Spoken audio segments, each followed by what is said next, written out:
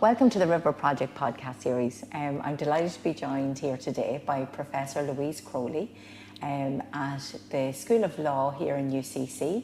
Louise is also the director of the UCC Bystander Intervention Programme. So you're very welcome, Louise. Thanks, Lisa. Delighted to be here. Brilliant. Thanks so much for agreeing to do the podcast. We're delighted. So Louise, I might just jump in and ask you about the Bystander Intervention Programme. So the Bystander Intervention Programme was developed in 2016. That's right. So could you maybe let our listeners know a little bit around the background? So what were the reasons why you developed that programme? Okay, thanks, Lisa. Delighted to share, I suppose, the genesis of the Bystander Programme. So in 2015, I was the Vice Dean for Student Affairs in the law school. So I had a lot of dealings with the undergraduate students, but I was very aware that they weren't coming to us when they had problems, and what was happening was students would disappear in February or March and those problems were never shared so we could support them. Mm-hmm. At the same time, I was doing a lot of research in the area of intimate partner abuse and the adequacy of the regulation and provision of laws that would allow victims and survivors of domestic and intimate partner abuse to seek protection. And I suppose the two worlds sort of collided, and I realised that for our students, perhaps that our university framework wasn't sufficient for their needs. And also, I was very aware of the prevalence of sexual harassment and violence, having looked at the research at third level nationally and internationally. So I really came to the point where I recognised that as an educator in a university at the time with 22,000 students, that really I had an opportunity to, develop an education-based program that I could make available to students to better support them to recognise problematic behaviour, to understand that there is no level of sexual harassment and violence that is acceptable. From listening to the students, it became very obvious that they anticipated and tolerated certain amounts of sexual harassment as part of college life. For example, a student said to me that she was in a nightclub and she was groped, but without batting an eyelid, she said to me, "Of course I was groped, I was in a nightclub."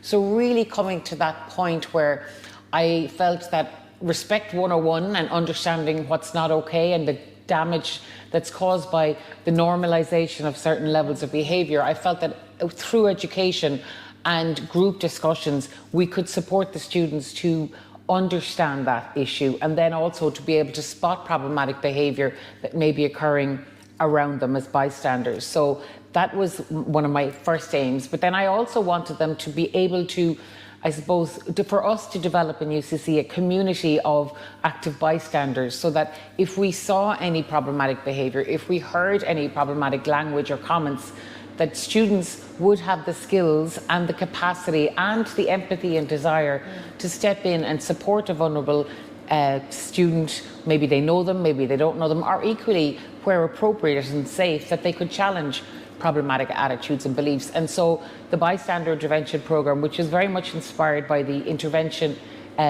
initiative tool in the UK developed by Professor Rachel Fenton, is tailored for our students to allow them firstly to recognise problematic behaviour and understand the unacceptability, and to develop that empathy for others so that as active bystanders, not directly involved, that they can contribute to a safer and more respectful environment for all students in UCC. And we did a 2-year pilot from 2016 to 2018 with law students, nursing midwifery students and psychology students, and the feedback was overwhelmingly positive. Some of the students said, if everybody on campus did this overnight, let's imagine, we would be on a different campus with an incredible awareness, a shared desire, collective ambition, where each person would now have the skills and the information to contribute positively and proactively as bystanders, leading to a much nicer, safer environment of study and socialisation. And so the pilot was so successful that we wanted to upscale to the 22,000 students, so we transformed it to the online platform, which was launched by the then Minister for Education, Higher Education, Mary Mitchell O'Connor. And so now it is available to every student, and we developed a bespoke staff version as well. So both are available on the appropriate learning platforms for all students and all staff to access. And in turn, it has now become available nationally to all third level institutions, which is just wonderful, because ultimately we gave it obviously to the institutions for free, plus providing the trainer support, and recently we've been funded by the HEA to enhance that, which is absolutely brilliant, such as the desire for this learning to be available across all campuses. Wow, that's amazing, Louise. I first became aware of the programme actually when you spoke at an event, I think in 2018. That's right. Where you were speaking about the evaluation. I remember thinking at that time, wow, that has huge impact in a space that hasn't maybe historically had a lot of concentration on with that focus for students. So wonderful innovative. I mean, it really seeks to reinforce the all of community approach. That if you're in a workplace or you're in a university or you're in a sports club, how you behave and how every person around you behaves, that is the culture. It's not what the boss decides or the coach decides or the president of the university decides. The culture is dictated by how all of us behave. And so if we all have the capacity to recognize problematic behavior and understand the potentially devastating impact, and so that we are then triggered to want to respond, that is such a supportive environment to study or work in, where allyship comes to the fore, where you see a problem and you move in to support, so that you are enhancing the level of respect amongst your peers and in turn amongst your community. Yeah, I can also see how that shapes their lives going forward. Absolutely. Because, I mean, that's something that they bring with them into the rest of their life. I mean, this is a cross-generational issue because everybody finds themselves in a space. And if you have problematic behaviour, unfortunately, we know that intervention inhibition theory tells us that people are slow to intervene for a range of reasons. And so, but that happens in an environment, no matter where we are, where we know the majority of people in the room have positive approaches to relationships and interactions. It's, it is only a minority of people who behave this way. But the silence that surrounds that problematic behaviour is what allows the perpetrators or the agitators to behave that way and to escalate their behaviour with a perceived sense of permission, because nobody is challenging them. And that silence comes from fear. It comes from fear of consequences. If you speak up, will you be isolated? It could be fear of retaliation. It could be, audience inhibition. What does everybody else think? And definitely it comes from a place of, I'm the only one who thinks this isn't okay. We know you're not the only one. I have research that I've done with my postgrad students on that. There is a load of international research that tells us we are actually surrounded by like-minded people, but we also know that we underestimate the moral compass of our peers. And that instills a fear in us that we will be the lone objector. That's a very difficult place to be. So by targeting, we deliver this training on programs. So for example, I deliver it on the MA in Women's Studies, and it's in various modules around the university, which allows all of the students in one program in that year to take the training. So then what happens is that when they engage with each other in workshops, they realize what other people think, and this is a safe space for them to realize that other people share those views. So the next time they hear or see something problematic, the hope is that that community endeavour will come to the fore. And if all of the people who know it's not okay are able to speak up, what happens is the person who is behaving that way, that becomes a very uncomfortable space to be, because there is an all of class, let's say, rejection, vocal rejection of that behaviour. And then you're in a very different space because the majority are challenging the behaviour. So it's really understandable that people have inhibitions, but when they come together, they realise, we give them the capacity to realise from talking to each other, whether it's colleagues, whether it's workmates, whether it's teammates, and this is really effective. That's kind of where the magic happens. I can share the information, but when they have those peer conversations, it brings such sense of safety, the realization that they're not alone. And that's then, I plant the seeds with the training. What happens then afterwards is that we know these conversations develop and we know that interventions are made. We get incredible feedback, particularly from our students and our staff, because we have all that information here in UCC of the range of things they do, particularly on a Saturday night. Our young people are incredible how they use these skills and intercept situations that may not become problematic, but they can see the red flags and they will step in and support people who they know, but also people they don't know, but they have that empathy and that desire to help them get out of what could be a challenging situation. Yeah, I mean, you mentioned magic there, and like that combination, the imparting the knowledge, bringing the awareness of the behaviours, but also the impact, the devastating impact. And that's really critical because, you know, hopefully there are plenty of people on this campus and all the other campuses who haven't had an experience, although we know the percentages tell us that the majority will have. But for those, including those who haven't, that if you get them to step in the shoes of the vulnerable person and where, you know, acts of sexual harassment and violence occur, and how that is so devastating. People drop out of college, people's lives are changed forever. And when then they suddenly have an understanding that actually it's not just having the crack, that it can lead, you know, in certain instances to the escalation of the behaviour, and understanding the capacity to make an intervention at the very beginning when you hear those problematic attitudes and behaviours, you know, being vocalised. Well, if you challenge it there, it's and nip it in the bud. It's much easier than challenging it when that behaviour is escalated because it's gone unchallenged. And now we're talking serious physical harm.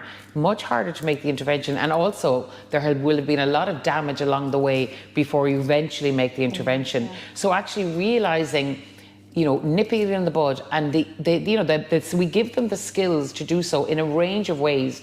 So it doesn't even have to be direct confrontation necessarily. And when I say direct, it's a conversation. We recognise that a confrontation is very rarely helpful. I mean, sometimes in the extreme situations, but mostly it's about using much more nuanced approaches. So, you know, we have the 4 Ds of bystander intervention: the direct, distract, delegate, and delay. So delegating, knowing that this is problematic, but I'm not the best person to intervene, but I know somebody, perhaps an authority, perhaps a bouncer or a barman or barwoman, bar person, who could actually step in here. So knowing that that's the best intervention is actually really critical. Or maybe I find distract is one that really suits a lot of people. So distract can be interruption, removal, or distraction. So you're not necessarily challenging the problematic behaviour because perhaps you don't feel it would be safe or effective for you to do so. And we never intervene if it's not safe. But maybe you can just distract what's happening and thereby, you know, pausing it or dissipating it. Or you could just remove the vulnerable person.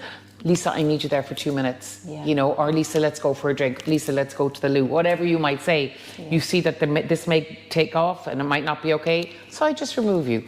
And I can't challenge that person, and maybe I might delegate and ask someone else to do it, but I've taken you out of the situation. So interruption, removal, distraction can be really powerful. And, you know, I'll just give you one example. So one of our testimonies from a student, a female student who did the training, she said she was at a house party with one of her friends, and she saw that one of the guys was isolating her friend. He was interested in her, and she could see how uncomfortable her friend was. So she said she thought about the training, so she decided to cause a distraction. So she said she'd lost her phone and she couldn't find it, and her friend, then she removed her friend by saying, will you come and help me find my phone? And then they were able to leave. So nobody was shouting at anybody, you know, there was no big confrontation, but she knew that there were tools she could use to stop what was happening and to bring her friend to safety. So, you know, it's really great. Another wonderful, actually my favourite testimonial was from a guy, a young man who had taken the training, and he said that he was in a pub and he saw a girl. He didn't know her, but he could see that she was getting hassled from a guy who wanted her to leave with him. So he said, and this is what he said, and I quote, he said, "I'm 6'4". So I just went over and stood next to her, and he scarpered like a startled dog.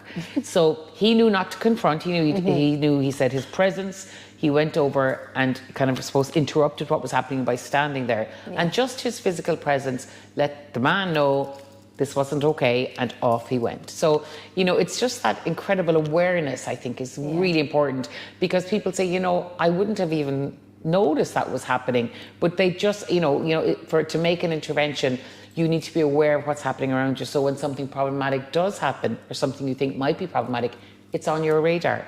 You know, and I talk to the students and to all the people like in workplaces and sports clubs and everywhere else about how, you know, we're all a bit busy and we keep our head down and we may not be tuned in to what's happening around us. So it is just that lifting the chin a small bit and being aware, not now in everybody's face saying, you know, are you okay? But simply that awareness piece, knowing that you're part of society or you're part of this group of people. you know, and you have the capacity to support somebody if it's necessary. Now, it might be not necessary, but if you have the head down and you're not aware of what's going on for people, you'll miss those incidents. So, you know, it's just that kind of social responsibility and the social contract that, you know, we're all here and we have the capacity to help.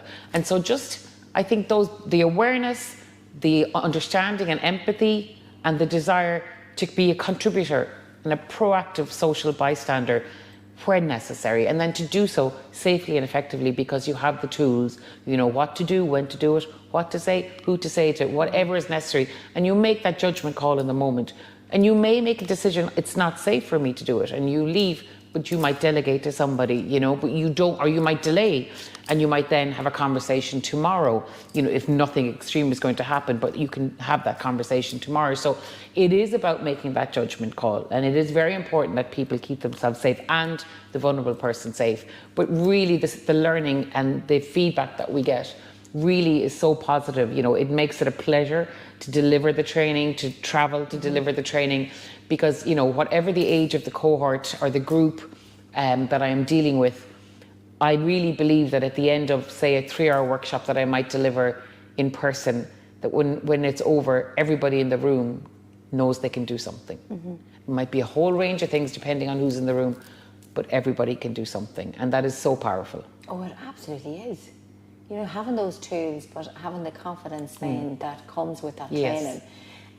Knowing that, you know, you mentioned there about the social responsibility, but also that that's shared, that there are more people than not that actually, you know, perhaps see something and would intervene and don't approve or find that the behaviour is appropriate. But hopefully that the people around them will go behind them and support them, because you have spoken to all of that group and they realise what the person is doing, and they also realise the importance of supporting that intervention so that people, whoever is behaving that way, knows that that is not acceptable to the cohort.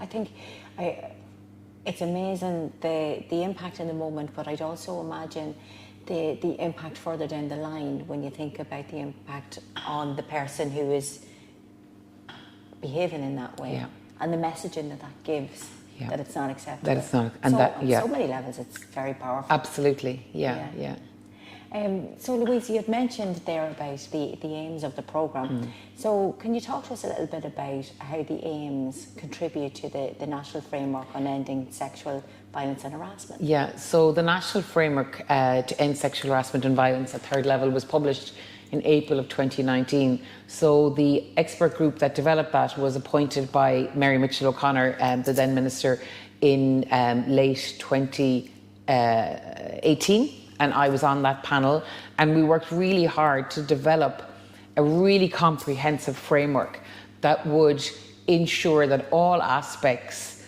of education, support, policies, visibility, engagement across the universities would be put in place. And so it's, as you know, it's a very detailed framework that sets out the range of obligations on the institutions, and it has been an absolute game changer, as you well know.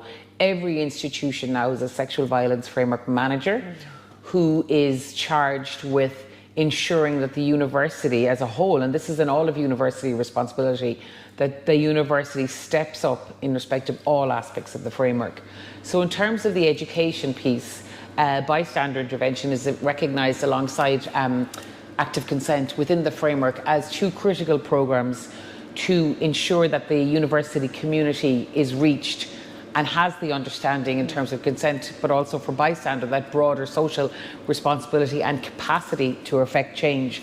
And so this has allowed us to work with all of the institutions, as I said, supported by the HEA, to first of all make our training available, and it is available now for Moodle and for Canvas and whatever learning platform to universities. So when they get it and they install it, in however you install it, I'm not a technology person, that it is then immediately available to all students in the university. And now that we've developed the staff version, which we launched 2 years ago, that is also available, so they can make that available to all their staff. Now it's up to the university whether they make it compulsory or voluntary. We have a range of bits here in UCC, because whilst it's voluntary, it's also embedded as part of the curriculum in certain programs. So that's a really great way of ensuring that we reach students. But in terms of the framework, we're working really hard to support all of the institutions to reach those aims. And that's really critical. And we know that when we developed the framework back in 2019, it was totally student focused. So it's now currently under review, so that staff obviously will be included, and perhaps they should have been from the start. And that will come to play now in the next couple of years. But in the meantime, we've recognised that, we're not waiting for the framework. So we have developed and shared the staff programme as well. And we really hope that universities, and particular HR units within universities, will recognise the value of it. And in UCC, we have various cohorts. So our library have done the training, the Tyndall Research Institution, which is such a powerful institution, national institution, they have embedded it as part of their Athena Swan work, and there's a huge cohort of the Tyndall staff who have done the training, and we're currently working on a case study with them so that we can share with other units the value of a majority of staff taking the training, what it does to the environment and culture within the unit, and also the individual feedback from the participants, which is, I'm delighted to say, incredibly positive in talking about how it impacts the workplace and it impacts their own lives personally, both in terms of their family and their social groups. This new awareness and understanding of, the tolerance sometimes of certain levels of misogyny or inappropriate behaviour, and how they can play a role, in challenging that in appropriate ways. So allowing it to be available to staff is also really significant because of their engagement with students and their ability also to support and ensure positive behaviour within the classroom and beyond. So in terms of the national framework, we're really delighted to support that key element and that key aim within the framework. Wonderful. It must be really heartening to, when we think about the beginning of our conversation, you mentioned 2015, when you started to think about this, 2016, the programme, and then to have such a clear evidence base of the impact and to see it shared now and available. No, it is, and it has also allowed us to respond to the huge appetite externally beyond third level. So last year I spent 9 months with the Defence Forces. Okay. So I delivered 4-hour compulsory sexual ethics and sexual respect and relationship workshops to 3,000 personnel within the Army, the Navy and the Air Corps, and that was a really intense piece of work.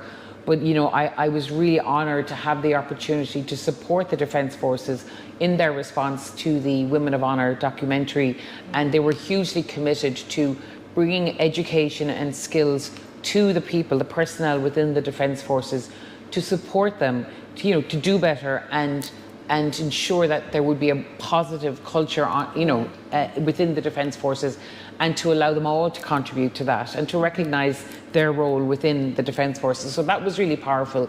And also then I've been working with the Executive in Stormont in terms of supporting the development of their strategy to end violence against women and girls in Northern Ireland, and worked recently with Belfast City Council and Sports Northern Ireland, and also Newry Moran and Down City Council to deliver and share the information there.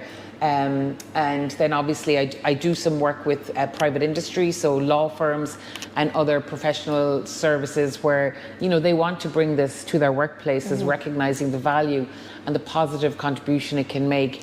And, it lands so well in those organisations. I won't say I was surprised, but to the extent to which it landed so well, people across, in all of those sectors admit to me, God, I was raging this morning. I had to come into this 3-hour session and I'm so busy. And then at the end they say, my God, that was so worth it. Thank you, And I've heard back that they have, senior management have intervened and challenged behaviour, and, they have the skills and the confidence now to do so. And there's sort of that buy-in, because I've reached a lot of staff in a particular law firm. And really, it is so heartening to hear back about how they use it. And so it is that appetite that we need to respond to. I mean, certainly after the death of the murder of Aisling Murphy, which was so devastating, at the time I had a second level programme supported by the Irish Research Council, and we were doing a pilot with 9 schools. And just as we were preparing to make it age appropriate, Aisling Murphy was murdered, and the schools were banging down the doors to say, can you please come and talk to our young people? I did a podcast for Second Captains, which is a very male, it was in response to that. They asked me to come on to talk about this because they've such a huge male audience. And from that, 1 hour podcast, I got emails from men I don't know, in Ireland and beyond across Europe saying things like, I was really defensive all week because, men were being slated, that, men are so problematic and I'm a decent human, and I was feeling very cross and defensive, like not all men. He said, and then I listened to the podcast and I realised you're not saying it's all men, but what you're saying is that we all have a role to play, and that when we hear it with the lads, we hear it in the pub, we need to say something to support women, because women can't do this by themselves. And there was a kind of a eureka moment for men to say, I get it now. We can help, particularly because men are positioned in the environments where, these comments, these attitudes are being listened to and not being challenged. So I thought that was really critical, and it was a great way to reach the male audience. And, it landed really well, which for me was great, because it meant that men weren't being defensive. They were open to hearing this. And hopefully then, and I got, also then requests from organisations following that say, will you come in, and talk? So there's, what I would say, and this is what's really heartening, is that appetite is, we can't, it's just myself and Celine Griffin, who's the manager, who's absolutely fantastic, but it's just the two of us, and the appetite, we try to reach as many as we can. I was in Galway yesterday delivering a workshop, because the more people we reach, the more this message, and even if people don't do the training, but they understand, their capacity, through listening or reading our website or talking to people who've done the training, the more people we can reach, the more this can become a shared community response. So that's why we said to the universities, please take it for free, give it to all your students. Let's reach as many people as we can. And similarly at second level, so we had 50 schools delivered the training after that. And one teacher in particular emailed me, and she got an email from a 16-year-old boy in her school who had heard me on a radio piece and said, dear teacher, could you please get Professor Louise Crowley into our school? I think a young boy saying, we'd really like to hear more about what we can do.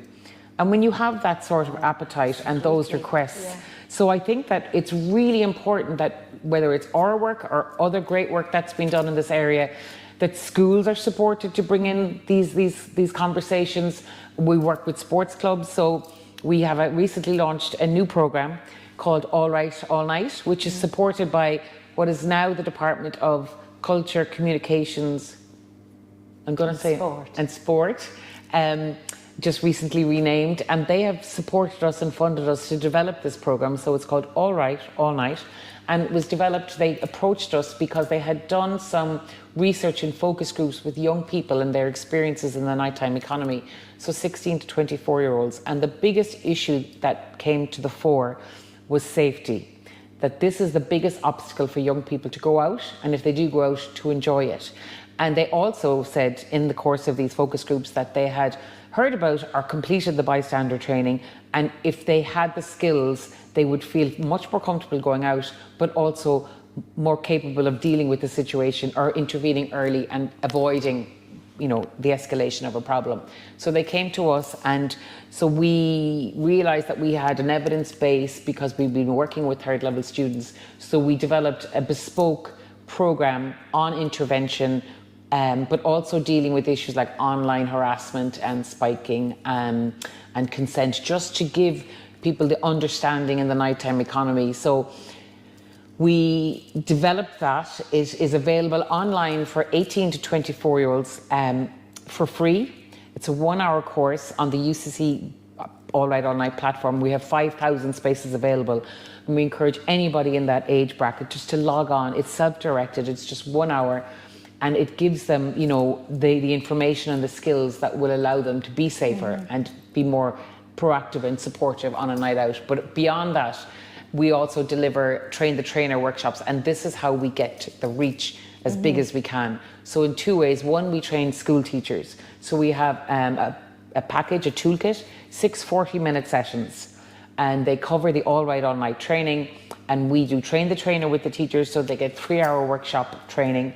We provide them with the full toolkit, and we also have a really comprehensive and brilliant, I have to say, trainers supporting manual, which Celine developed, and it goes through every slide because we're conscious it can be challenging to deliver this material.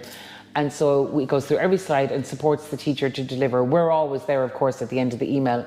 And we occasionally have network events where all the teachers in a particular area will meet and discuss their experience of delivery. And so that's for the teacher cohort because they can do it in 640 minutes. And if they can find the time within the timetable, TY is very amenable to it, but they also can deliver to the senior cycle.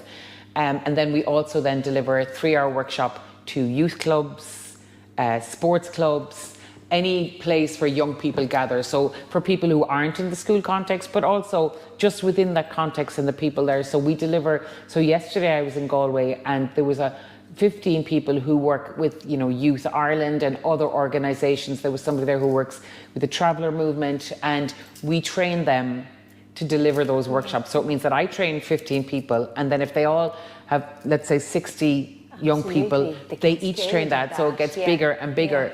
And so that is the only way we can. So we did the workshops ourselves. I was up in Wicklow and we were in Clonakilty, for our pilot. But obviously we can't reach enough people, just the two of us. So this is the trick. So yesterday I went to Galway, delivered that. So today Celine will send them all the toolkit, the manual, and merchandise to support their delivery. And we do that. So I'm in Sligo. No, I'm not. I'm in Drogheda next week, and we're working with the Drogheda FC, the football club, youth academy. And then we're also working. We have a second workshop with people in the area, working with young people, sports coaches, and people who would be willing to deliver it themselves. And we fully support them then to deliver it. And then Celine is going to Sligo, and she's going to Donegal in the next 2 weeks. So it's to reach out to all of the communities and give them the toolkit and the skills to deliver to the young people in their areas. So this is, it's a bit of a slow burn, but we're trying to expand and expand and expand and give people that support. So we have those 3 options. We have the 6 by 40 minutes, and we have the 3-hour workshop, and then we have the online piece. And we would encourage everybody to go onto the allrightallnight.ie website, which is on the UCC platform. And you can register your interest. We can share the information with you by email. You can read all about the work we're doing, some testimonials, some impact data that we have from our pilot. And also, if you're 18 to 24, log on and do the training, get your certificate of completion. And what's brilliant about that training online is that we use some of our funding to develop assets. So short videos that were made in Ireland by an Irish company, actually filmed in Killarney, because I was down there for one of them. I was like the director, like looking at the screen, and they're brilliant. And because up to now, I have to confess, we've always used assets videos from other jurisdictions. The UK, Scotland have brilliant ones, New Zealand, some from America. And sometimes people say, why are all the videos, not Irish? So we now have 4 videos, one on spiking and the bystander role, one on a house party where somebody is spiked, homophobic slurs on the street, and the 4th one is, we call it reverse psychology because it starts as a hen party and they're harassing this guy, and then somebody intervenes, and then it flips and it's a woman in a bar and the lads are giving her hassle, and then we see how some guy intervenes, one guy in the group steps in. So it's to show, to acknowledge that it's not always women who are vulnerable, that's very important, but also to show the different, the 2 different scenarios that are similar, but they're different. So we embed those in that 1-hour training. So it's really practical, because when people watch those videos, they say, oh my God, they're so relatable. I've seen that happen. I've been in that situation. And see, then the next step within each video is someone steps in, says something, does something, in a very simple way, even if it's just catching someone's eye. And that is to show people like the real life, how this can play out and how you can step in and support somebody and stop something escalating. So they're so powerful, and we're really proud of them. And we're just delighted with them. And, so they're embedded in the online, and we're going to embed them in the workshop deliveries as well, because, words are great, but people learn in different ways. And I think the video is worth, half an hour of me talking. I can talk and talk and talk, but then they watch the video and they say, oh yeah. And they can visualize it then when they're out. And they remember, yeah, I could do that. So it's just another layer of learning, another way of sharing what you can do, as an individual or as a group of people. And important to say that, it is hard to be a lone objector, and you might perceive yourself to be the lone objector. So what I would say to people is that, you know, I can tell you you're surrounded by like-minded people, but within your group, I'm sure there's somebody you know who would be like-minded. So rather than do something by yourself, it can be very useful to turn to a friend who you know is supportive and say, you know, Mary, I think that's not okay. What do you think? And they're likely to say, yeah, you're right. And suddenly you have an ally. And that makes it easier, whether it's challenging a situation, whether it's challenging on a WhatsApp, you know, so know that people around you can be supportive, and suddenly you're not by yourself, you have allies. And by building that allyship, what we're doing is we're developing and enhancing the number of people who recognize the problematic behavior.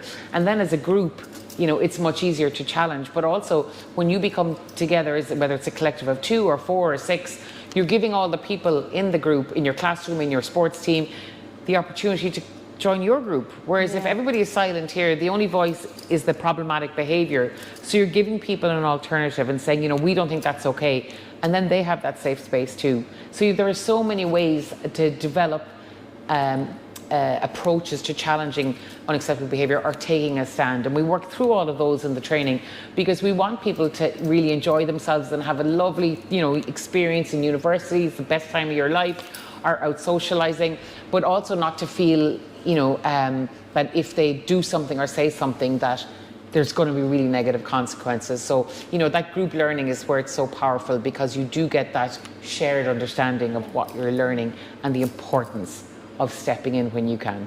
Yeah. I mean, there's so much there, Louise, really, when we think about, like you'd mentioned 50 schools. I mean, that's thousands of young people. I loved when you mentioned there as well around where young people are, like where they connect with each other, sports, schools, youth other clubs, areas, youth clubs.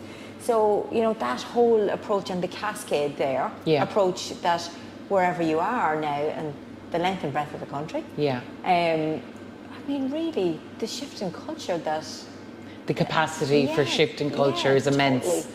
And it's giving people a voice and a sense of safety in expressing those views. And if they feel the people around them have done the training and know what they're doing, I really believe then that it becomes, they'll row in behind them, and, you know, suddenly that behaviour becomes othered, you know. So it's a bit like the smoking ban. You know, if somebody lit a cigarette in the bar, everybody's going to go, what are you doing? And similarly, somebody in the group says or does something inappropriate, everybody knows it's not okay because we did that training. What are you doing? You know, it becomes much easier because everybody knows, because everybody in the team has done that training. So, you know, when we go to Drogheda, when I go to Drogheda next week, you know, we'll have them all in the room.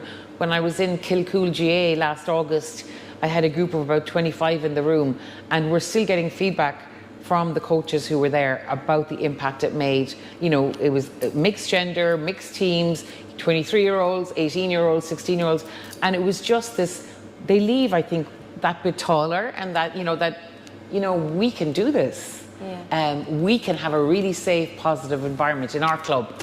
And there's great pride in that, you know, for the club. And, you know, when we get asked to go to a club, I'll run there. I was at an event recently, I was speaking at an event, and there was a guy sitting next to me who was a HR manager, senior HR manager, and he said, oh, I'm an ex-GA club, will you come down? I said, of course I will. You know, get the people, I'll be there. I'm a GA person, so, you know, any GA club asks me, I'm there. So I just think I relish sharing this with people because I know that it works. I know that it changes environments and it enhances people and it empowers people.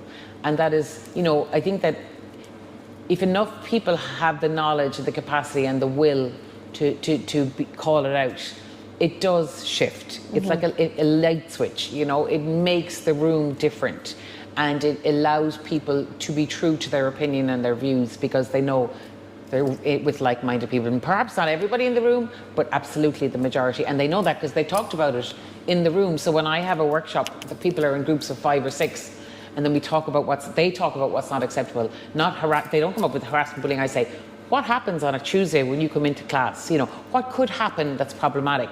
And they all come up then with different versions. So we share it in the room. And so then they all know, and there's nodding and we discuss it. So then we recognize the range of behaviors straight away.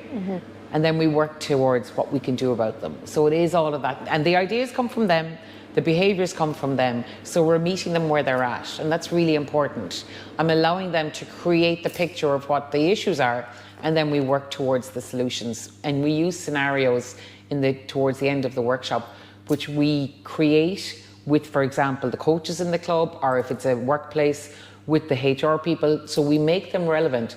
These are the issues that they face. It was funny, we were creating it for a company last year, and we sent them the draft scenarios, and the guy we were dealing with came back and said, we can't use that scenario because that actually happened in the canteen last Thursday. You know, so we craft them so that they're really relevant, and they're thinking about, gosh, if this happened. But we obviously always work with the company or the sports club or the university to make sure they're not too close to the bone, but that they reflect their experiences. So the students, and even in second level, they really appreciate. So the young people in second level say, this is the first time we've had an opportunity to actually discuss what's going on with us on a Saturday night. Yeah. You know, we acknowledge that they're porn, you know, we acknowledge that young people are having sex, and we acknowledge, you know, what their lived experiences are, that they're drinking and the consequences, because there's no point, you know, I suppose, dancing around it. We have to give them the chance in a safe space to talk about these things, and they do. And they say it's the first opportunity we've had, you know, and we hear from people saying, I was in this situation and I was thinking about it, so I said this, and just like happened in our workshop, you know, I was able to remove the person or whatever the situation is. So that in-person training is really valuable, not just because they learn, say for me, but they absolutely learn from each other, and they get that sense of safety. And knowing that they're not on their own. That's exactly it. Yeah. I mean, creating that space for people to talk, I'm sure that is quite healing for many people who've had experiences as well. Yeah, and that is, I'll be honest, the something that I hadn't given enough thought to, but became very obvious when I started delivering the pilot, which was in person. When I realised that in sharing what problematic behaviour looks like and understanding, you know, that the fault lies entirely with the perpetrator. You know, I had a student come to me, and this is well documented, and it's been published in newspapers, a commentary on it. She came to me and said after one session, actually she emailed me late at night, a very long email, that she'd come out of the workshop and she realised she'd actually been raped at her debs. She had blamed herself because she'd had a few drinks, and she'd agreed to go back with the guy but had said no sex, and she felt she was at fault, but it turns out he had, you know, forced himself on her, and it was rape. And she came in, she said to me, you know, I've told nobody, and my bloodied Deb's dress is in the back of my wardrobe. And so I asked her to come in to see me, and we had a lovely chat. And I can tell this story now without crying. I cried about this for a long time. I was so devastated for her, but I was also so, what's the word to use? I mean, I was so happy. She was able to understand where the fault lay. And so I brought her to student counselling, and she worked through it. And then a few months later, she came into my office, fabulous young woman, and said, Louise, I just wanted you to know that last night I told my mum and my two best friends. And I was just thinking that this was almost an unintended consequence. You know, I just hadn't gotten to that place in my head that I was conscious that I could re-victimise people, and I did a lot of work on that risk management before I started. But it didn't really occur to me that people would have this awakening, this realisation, you know.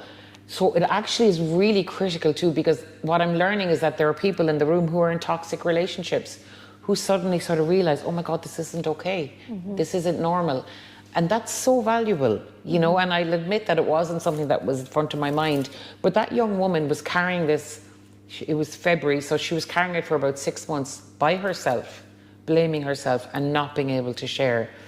And so, you know, sometime later, with the help of wonderful counselling in UCC and her own strength, you know, that she was able to get to that place through this education, and also, you know, the supports around her. That she, and I met her, funny, about a year later, she was working in a shop, I was buying something, and we had a lovely, very brief chat, more of a smile and a nod of acknowledgement. You know, there was no mention of what had happened to her, but just to see her there and so vibrant and so happy, you know, and so we can't underestimate that aspect of it. And what I would also say is that, you know, I was very concerned about re-victimizing people in the room, because by definition, if we have 50 people in the room, I'm saying minimum 10, probably much more, have had negative experience, you know, good cohort. So I always start with that. But what I have found is that the people who are, and certainly with the students, because I would work very closely with them, the students who have had so Louise, there's so much reach there, there's, you know, so much influence, so much capacity building. I mean, you know, across beginning in third level, but now having moved out into other sectors, other age groups, dedicated areas like sports and youth clubs, and so many potential areas to reach young people. Absolutely, yeah. And increasing the amount of people around us at any given time that have now capacity to intervene. I suppose if you were thinking about, and I'm thinking about our listeners as well, just because we were talking earlier, you had summed up the Bystander Intervention Programme. Would you mind saying again, just to describe the Bystander Intervention Programme? Yeah, I mean, I suppose, you know, for those who are listening and maybe new to this, I've always taken a really positive approach to the very challenging and devastating issue of sexual harassment and violence. I want society to change, but change in a way where all of us recognise our capacity. So when I work with students, work with people in the workplace or sports clubs, I'm tapping into their capacity and I'm helping them realise their immense capacity, that it's within their gift to change what's happening around them. And if enough people recognise that, I suppose what we're doing is we're tapping into the inner hero in everyone. You know, everybody wants to be a good person and to help society to better. Vast majority of people, I think it's a fair thing to say. So we're tapping into their inner hero and saying, you know, you could be the person to stop that happening. You could be the person in a very simple way to step in and support somebody who's in a vulnerable situation. You could be the person when you're in your peer group and you hear somebody saying something and you know it's not okay.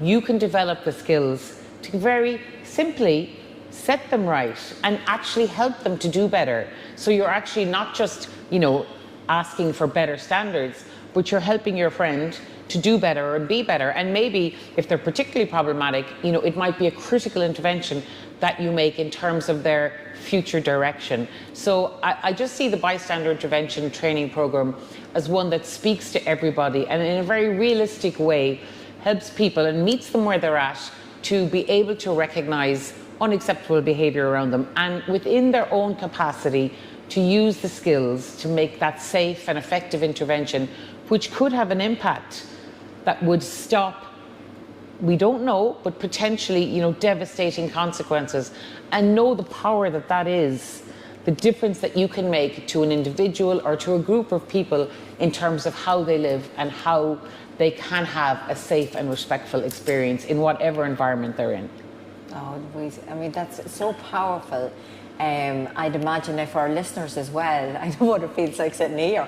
So for our listeners as well, so powerful, so thought-provoking, but so hopeful as well. So that brings us nicely to the end of this podcast. But before we finish up, is there anything that you didn't get a chance to maybe say? Well, I say a lot, Lisa, so I'm not sure that there is. I mean, I suppose I would encourage the universities to promote the bystander training amongst their student and staff cohorts. You know, registration can be challenging, but it's really worth pursuing it through all the different pathways that you can develop. And so that's really important for third level because that's where this all began. But also, I suppose, encouraging schools, whether it's me or anybody else, to bring people in to support our young people. We know how challenging it is to be young, and teachers are brilliant, you know, but if you can bring in the expertise or give the teachers the training, you know, ensure that the age-appropriate training is there to cultivate amongst young people that sense of safety and that sense of allyship. It's so important that we work with young people in this area and allow them to take the right path. We know about the negative influences that are out there. I won't even mention their names. But again, if we take that positive approach, instilling this sense of what's right and also the capacity and the importance of supporting each other. So whether it's young people, whether it's a workplace, wherever it might be, you know, wherever you find yourself, you shouldn't have to put up with unacceptable behaviour. And whilst bystander focuses on my own research, which is sexual harassment and violence, the skills that you learn on the Bystander Training Programme are absolutely transferable to racism, homophobia, ageism, ableism, whatever unacceptable behaviour looks like, in whatever context. You can use those skills to challenge it and change attitudes and behaviours, or intervene to make someone safe, or delegate to somebody who's better positioned, or maybe delay it, but it's never too late to make an intervention or to support somebody who's vulnerable. So really, I suppose I just want Bystander to continue to grow and to continue to reach more people. And I'm hoping through the Train the Trainer at third level, which we do, but also with our new All Right, All Night programme, that we can enhance and scale up to the maximum capacity. And I'm thankful for this opportunity, Lisa, to share what we do and the impact of what we do, and encourage people to check us out on the Bystander Intervention website in UCC, and also our new initiative, allrightallnight.ie. Oh, that's fantastic. Professor Louise Crowley, thank you so much. Thanks, Lisa. Pleasure. Thank you.